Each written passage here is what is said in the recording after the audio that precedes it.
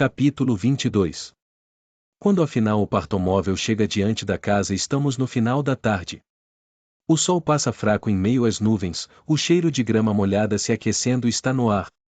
Estive no nascimento o dia inteiro, a gente perde a noção do tempo. Cora terá feito as compras hoje, estou dispensada de todos os meus deveres. Subo a escadaria, levantando meus pés pesadamente de um degrau para o seguinte, segurando-me no corrimão. Sinto-me como se tivesse passado dias acordada e correndo muito, meu peito dói, meus músculos se contraem em cãibras como se lhes faltasse açúcar.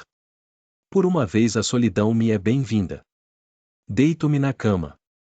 Gostaria de descansar, de adormecer, mas estou cansada demais e ao mesmo tempo excitada demais, meus olhos não querem se fechar. Olho para cima para o teto, traçando a folhagem na grinalda. Hoje ela me faz pensar em um chapéu, os chapéus de grandes abas que mulheres costumavam usar em algum período nos tempos passados, os chapéus que pareciam enormes halos, engrinaldados com frutas e flores, e as penas de pássaros exóticos, chapéus como uma ideia de paraíso, flutuando logo acima da cabeça, um pensamento solidificado. Em um minuto a grinalda começará a se colorir e eu começarei a ver coisas. Estou cansada a esse ponto, como quando você havia passado a noite inteira dirigindo, até o amanhecer, por algum motivo, não pensarei nisso agora, cada um mantendo o outro acordado, contando histórias e se revezando na direção, e à medida que o sol começava a subir você via coisas pelos cantos dos olhos, animais púrpura, em arbustos na beira da estrada, silhuetas vagas de homens que desapareciam quando as olhava de frente. Estou cansada demais para continuar com essa história, cansada demais para pensar sobre onde estou. Aqui vai uma história diferente, uma melhor. Esta é a história do que aconteceu com Moira. Parte dela posso eu mesma preencher as lacunas, parte dela ouvi de Alma, que ouviu de Dolores, que ouviu de Janine. Janine ouviu de tia Lídia. Mesmo em lugares como aquele, mesmo sob aquelas circunstâncias, pode haver alianças. Isto é algo com que você pode contar, sempre haverá alianças, deste ou daquele tipo. Tia Lídia chamou Janine a seu escritório. Bendito seja o fruto, Janine, teria dito tia Lídia, sem levantar os olhos de sua escrivaninha, onde estava escrevendo alguma coisa. Para toda regra sempre existe uma exceção, com isso também se pode contar. As tias têm permissão para ler e escrever. Que possa o senhor abrir, Janine teria respondido, numa voz sem cor, sua voz transparente, sua voz de clara de ovo crua. Creio que posso confiar em você, Janine, teria dito tia Lídia, levantando os olhos da página e finalmente fitando Janine com aquele seu olhar, através das lentes dos óculos, um olhar que conseguia ser não só ameaçador como suplicante, na mesma medida e ao mesmo tempo. Ajude-me, dizia aquele olhar, estamos todas juntas nisso. Você é uma moça digna de confiança, não é como algumas das outras. Ela achava que toda a choradeira e o arrependimento de Janine significavam alguma coisa, acreditava que Janine tinha sido subjugada, acreditava que Janine fosse uma verdadeira crente. Mas, àquela altura, Janine havia se tornado como um cachorrinho que foi chutado e castigado com demasiada frequência, por gente demais, ao acaso, ela se deitaria de barriga para cima para qualquer pessoa, diria qualquer coisa, só por um momento de aprovação. De modo que Janine teria dito, espero que sim, tia Lídia. Espero que eu tenha me tornado merecedora de sua confiança. Ou alguma coisa parecida. Janine, disse tia Lídia, uma coisa terrível aconteceu. Janine baixou os olhos para o chão. Fosse lá o que fosse, sabia que a culpa não lhe seria atribuída, ela era inocente, não tinha culpa. Mas de que aquilo lhe servirá no passado, o fato de não ter culpa? De modo que ao mesmo tempo sentiu-se culpada, como se estivesse prestes a ser punida. Você tem conhecimento do que foi, Janine? Perguntou tia Lídia baixinho. Não, tia Lídia, disse Janine. Ela sabia naquele momento que seria necessário levantar o olhar, para encarar tia Lídia olhos nos olhos. Depois de um momento ela conseguiu. Porque, se tiver, ficarei muito desapontada com você, disse tia Lídia. O senhor é minha testemunha, disse Janine com uma demonstração de fervor. Tia Lídia permitiu a si mesma uma de suas pausas. Brincou com a caneta. Moira não está mais conosco, disse afinal. Ah, disse Janine. Ela era indiferente quanto a isso. Moira não era uma de suas amigas.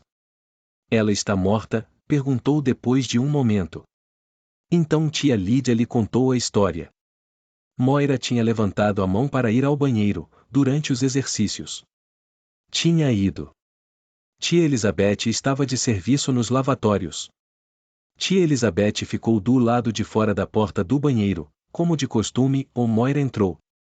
Depois de um momento Moira chamou tia Elizabeth, o vaso sanitário estava transbordando, será que tia Elizabeth podia consertá-lo?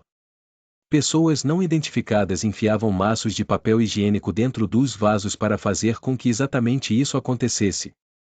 As tias estiveram tentando encontrar alguma maneira totalmente segura de impedir isso, mas havia poucos recursos e naquele momento tinham que se virar com o que dispunham, e ainda não tinham descoberto uma maneira de trancar o papel higiênico.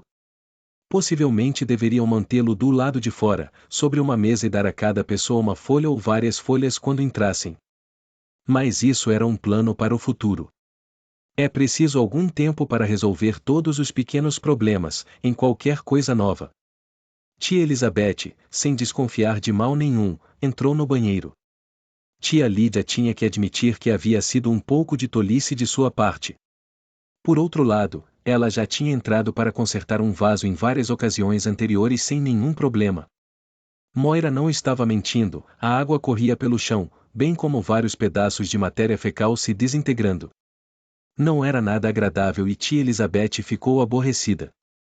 Moira manteve-se educadamente afastada, e tia Elizabeth entrou depressa no cubículo que Moira havia indicado e se debruçou sobre a parte de trás do vaso. Ela pretendia retirar o tampo de louça da privada e mexer no encanamento e no batoque que ficava dentro.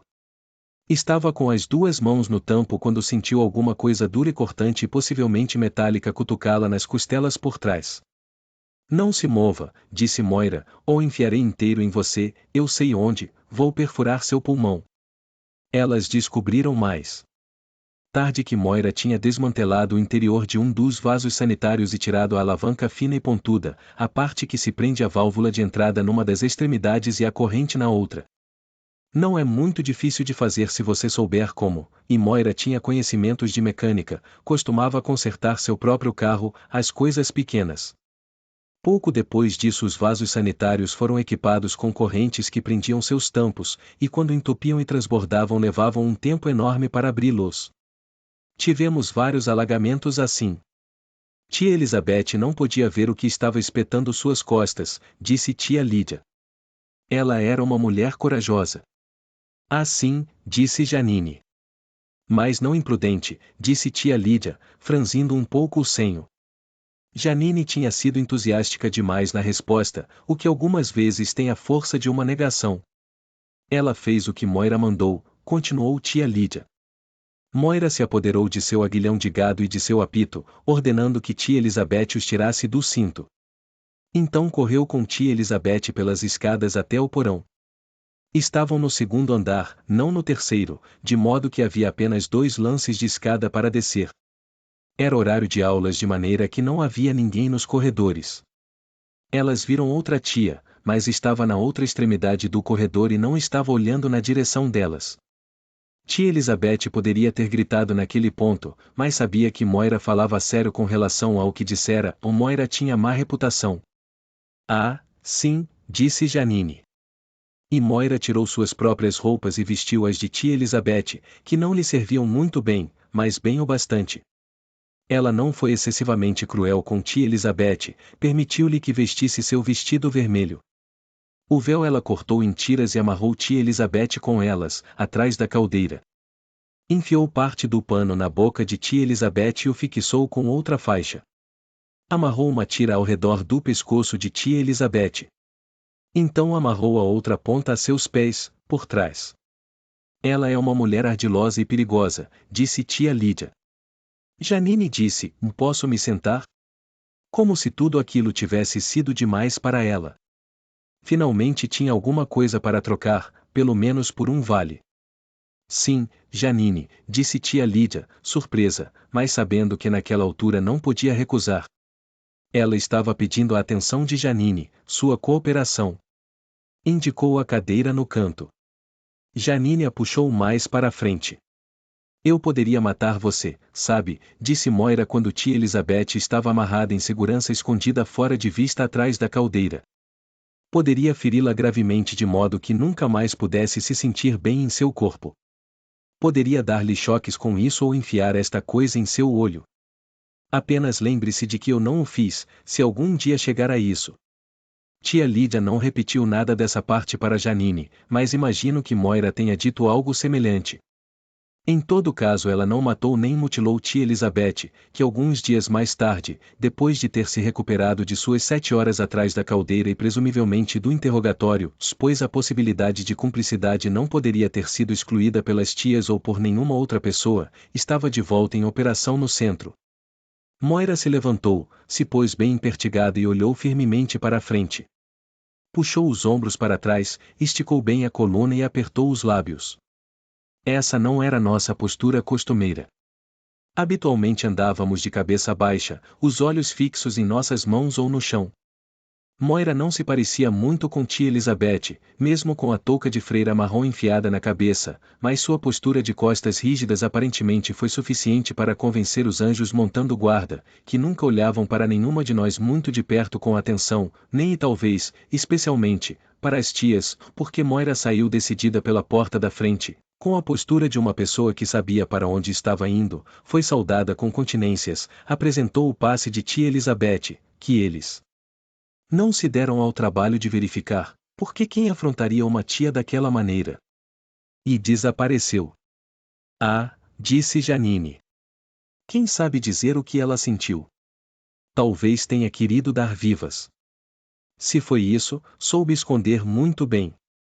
Portanto, Janine, disse tia Lídia. Aqui está o que quero que faça. Janine abriu os olhos bem arregalados e tentou parecer inocente e atenta. Quero que mantenha os ouvidos aguçados. Talvez uma das outras esteja envolvida. Sim, tia Lídia, disse Janine. E virá me contar o que descobrir, não virá, querida? Se ouvir alguma coisa. Venho, tia Lídia, disse Janine. Sabia que não teria mais que se ajoelhar, diante da turma na sala, e ouvir todas nós gritando para ela que a culpa era dela. Agora seria alguma outra pessoa por algum tempo. Estava, temporariamente, safa. O fato de que ela contou tudo a Dolores a respeito desse encontro no escritório de tia Lídia não significou nada. Não significava que ela não fosse depor contra nós, qualquer uma de nós, se tivesse oportunidade. Todas sabíamos disso. Àquela altura estávamos tratando como as pessoas costumavam tratar aqueles que não tinham pernas, que vendiam lápis em esquinas de rua. Nós evitávamos quando podíamos, éramos caridosas com ela quando não havia alternativa. Ela era um perigo para nós, sabíamos disso. Dolores provavelmente lhe deu palmadinhas nas costas e disse que era uma boa companheira por nos contar. Onde essa conversa teve lugar? No ginásio de esportes, quando estávamos nos preparando para deitar. Dolores tinha a cama ao lado da de Janine. A história passou de boca em boca entre nós naquela noite, na semi-obscuridade, em murmúrios, de cama em cama. Moira estava lá fora em algum lugar. Ela estava livre, ou morta. O que iria fazer? O pensamento do que ela iria fazer se expandiu até que encheu a sala.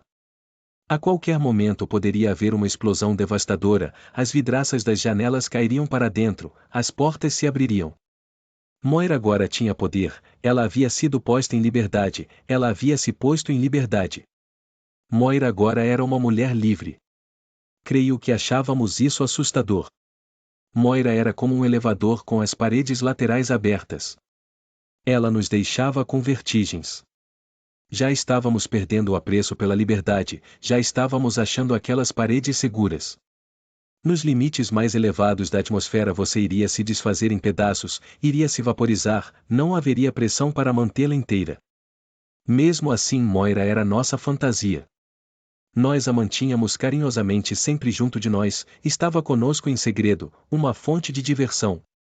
Ela era lava sob a crosta da vida diária. À luz de Moira as tias eram menos assustadoras e mais absurdas. O poder delas tinha em si um defeito. Elas podiam ser capturadas à força em toaletes. A audácia era do que gostávamos. Esperávamos que fosse trazida de volta, arrastada, a qualquer minuto, como havia sido antes. Não conseguíamos imaginar o que poderiam fazer com ela desta vez. Seria muito ruim, o que quer que fosse. Mas nada aconteceu. Moira não reapareceu. Não reapareceu ainda, até agora.